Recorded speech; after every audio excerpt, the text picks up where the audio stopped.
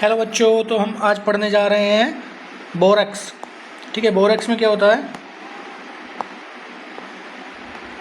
Borax क्या होता है? Na2B4O7 × 10H2O। इसको क्या बोलते हैं? बोरेक्स बोलते हैं। ठीक है, इसको हम इस तरीके से भी लिख सकते हैं Na2 × B4O5 OH⁴ × 8H2O।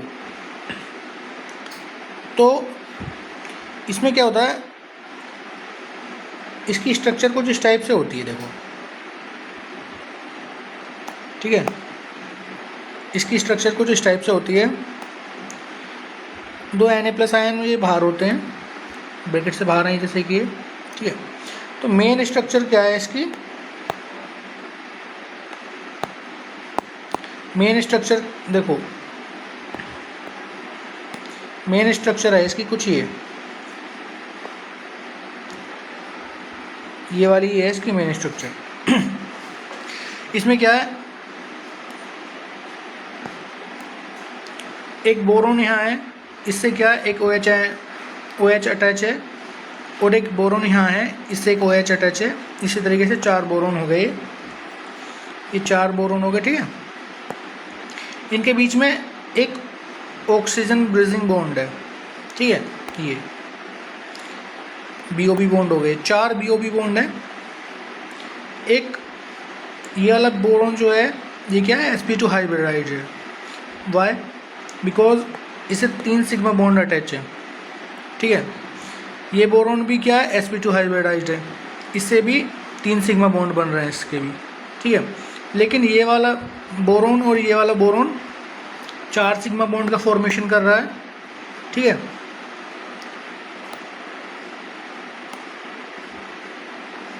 इसमें क्या 4 सिग्मा बॉन्ड फॉर्म हो रहे हैं, एक ये वाला, एक ये वाला, एक ये वाला, एक ये वाला। ठीक है, ऐसे ही इसमें 4 सिग्मा बॉन्ड है।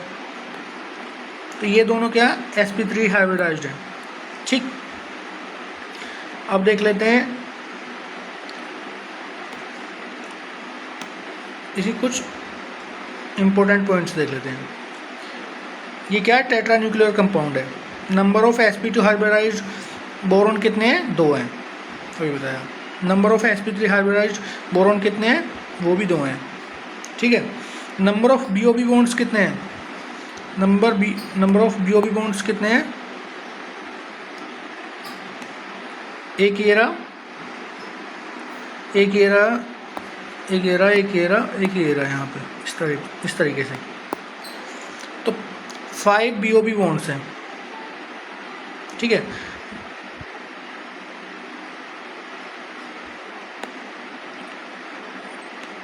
BOB बॉन्ड्स कितने हैं? 5 हैं। ठीक है, अब नंबर ऑफ BO बॉन्ड्स देख लेते हैं। इस बोरोन से कितने ऑक्सीजन बॉन्ड बने हुए हैं? एक ये रहा, एक ये रहा, एक ये रहा, एक ये रहा, 4 बॉन्ड्स बने हुए हैं इससे। ठीक है, इससे भी 4 BO बॉन्ड्स बने हुए हैं, लेकिन इससे 3 BO बॉन्ड्स बने हुए हैं। इससे 3 3 6 4 10 4 14, यानी कि 14 BO बॉन्ड्स बने हुए हैं। ठीक है, नंबर ऑफ ब्रीजिंग ऑक्सीजन कितने हैं? नंबर ऑफ ब्रीजिंग ऑक्सीजन कहाँ से देखेंगे? नंबर ऑफ ब्रीजिंग ऑक्सीजन कहाँ से देखेंगे? ये देखेंगे यहाँ से। एक ब्रीजिंग ऑक्सीजन ये रहा, ये वाला, एक ये वाला, एक ये वाला, एक ये और एक ये। ब्रीजिंग ऑक्सीजन कितने हो गए? 5। ठीक है,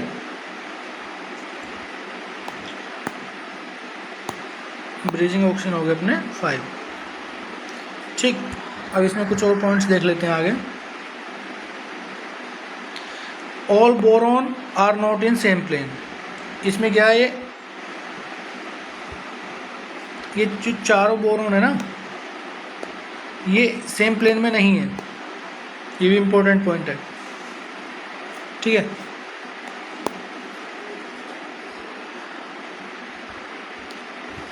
अब क्या करते हैं, देखो, एक हाइड्रोलिसिस ऑफ बोरेक्स का हाइड्रोलिसिस करेंगे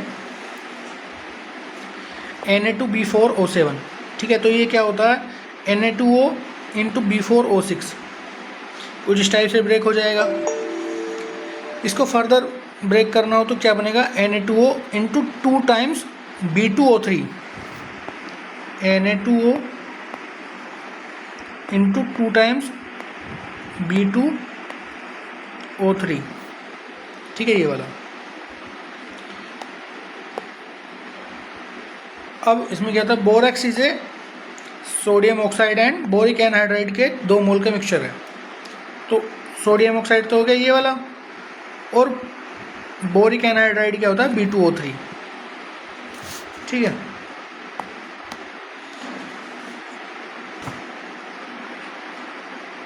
बोरिक एनहाइड्राइड होगा अपना B2O3। B2O3 कितनी यूनिट है, 2, ठीक है, 2 मोल है। तो borax is a sodium oxide and boric anhydride के 2 मोल का मिक्सचर है, ठीक है। अब इसमें देख लेते हैं एक्वस सॉल्यूशन में क्या इसकी रिएक्शन होती है।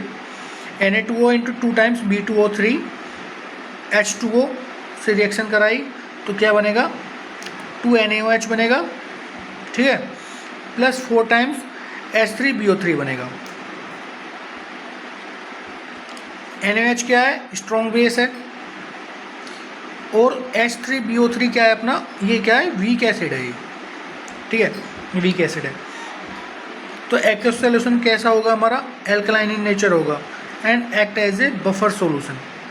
बफर सॉल्यूशन क्या होता है, एक स्ट्रॉन्ग बेस या एसिड हो और दूसरा वाला उसके अपोजिट वीक एसिड या बेस हो, तो क्या होता है, बफर सॉल्यूशन बनता है अपना।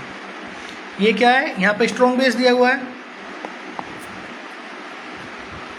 स्ट्रॉन्ग बेस दिया हुआ है अपना, ठीक है, ये वाला, और ये क्या है, वीक एसिड दिया हुआ है।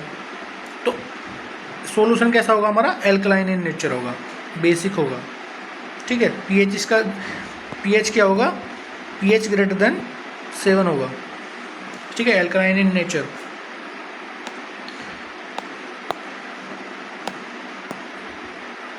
ठीक, अभी बताया मैंने, ये क्या है, बोरिक एनहाइड्राइड को क्या बोलते हैं, B2O3 को बोरिक एनहाइड्राइड बोलते हैं, ठीक है।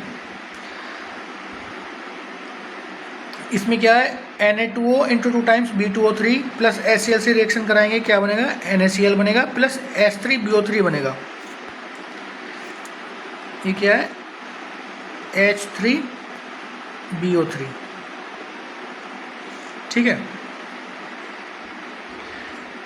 एक्वस स्टेट में बोरेक्स NaOH एंड H3BO3 बनाएगा एंड HCl NaOH से रिएक्ट करके NaCl बनाएगा। क्लियर है। Thank you guys for watching Chemistry by Arjun sir.